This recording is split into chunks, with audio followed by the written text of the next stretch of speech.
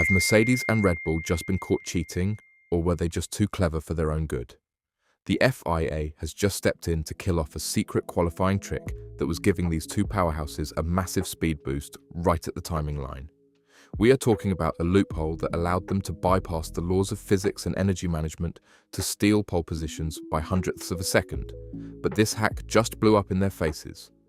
And here is how it was officially banned.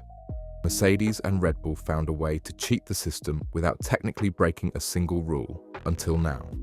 In the current era of F1, cars are required to follow a very strict ramp down rate as they burn through their battery energy on the straights.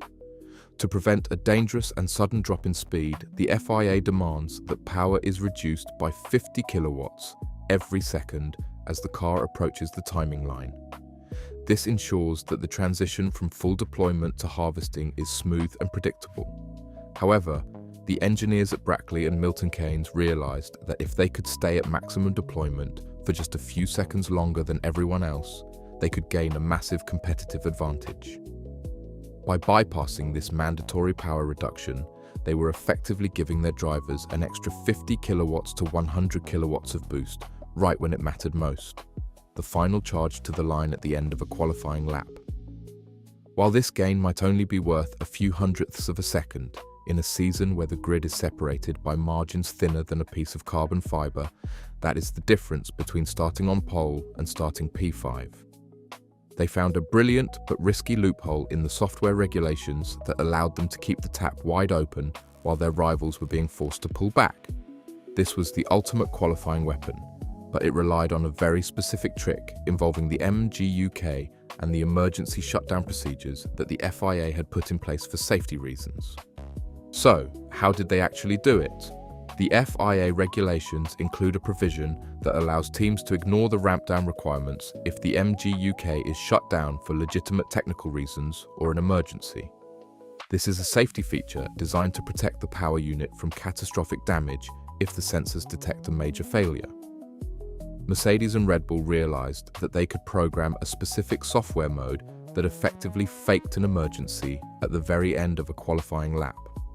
By triggering a manual shutdown of the MGU-K just as the driver was reaching the timing line, the software would stop enforcing the ramp down rate, allowing the car to run at absolute full power until the very last millisecond. The FIA had tried to discourage this behavior by implementing a massive deterrent known as the continuous offset mode. This rule states that if the MGU-K is shut down by a driver, it is locked out from use for a full 60 seconds. In a race, this would be a death sentence. You would lose 350 kilowatts of power for an entire minute and be swallowed by the pack. But in qualifying, the teams realized there was no downside. Once the driver crosses the timing line, the lap is over. They do not need the MGU-K for the slowdown lap back to the pits. They were willing to take the 60-second penalty because, by the time it mattered again, the car would be parked in the garage. It was a flawless plan on paper, but it did not take long for the physical reality of these 2026 power units to start biting back in a very public and dangerous way.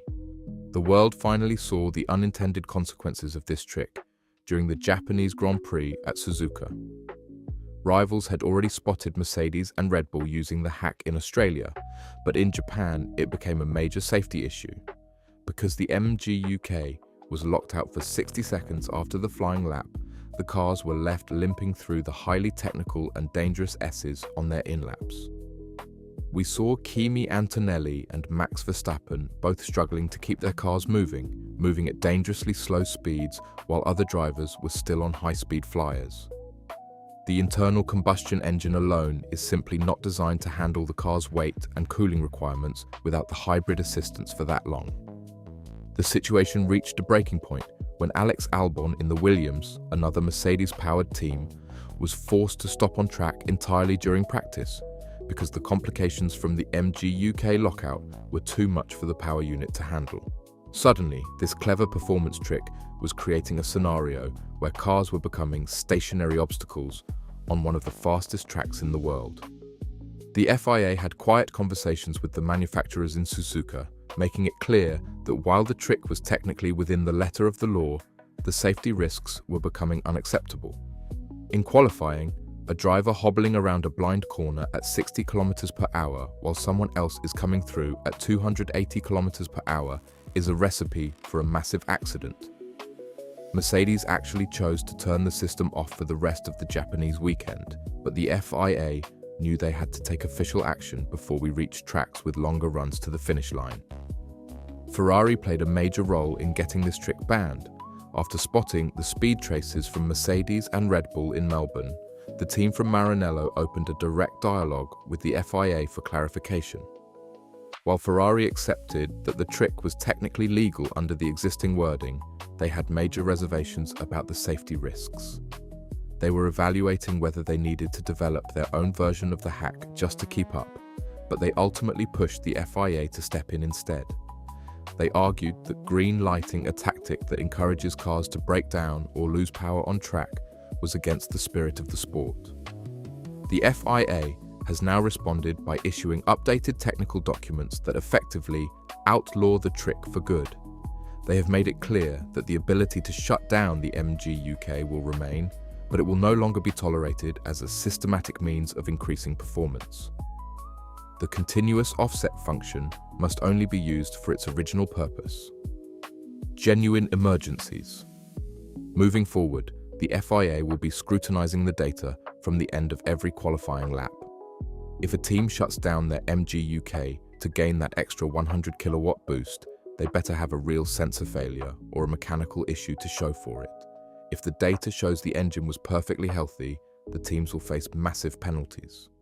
This closes the loophole and levels the playing field, ensuring that the fight for pole position is once again about pure lap time rather than who has the best emergency faking software. The qualifying trick is dead, and the FIA has once again flexed its muscles to stop the technical arms race from getting dangerous. Will Mercedes and Red Bull fall back into the clutches of Ferrari and McLaren now that their secret boost is gone?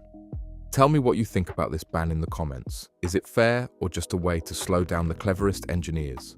Subscribe if you enjoyed the video and send this to a Mercedes or Red Bull fan to let them know their engine trick is finished.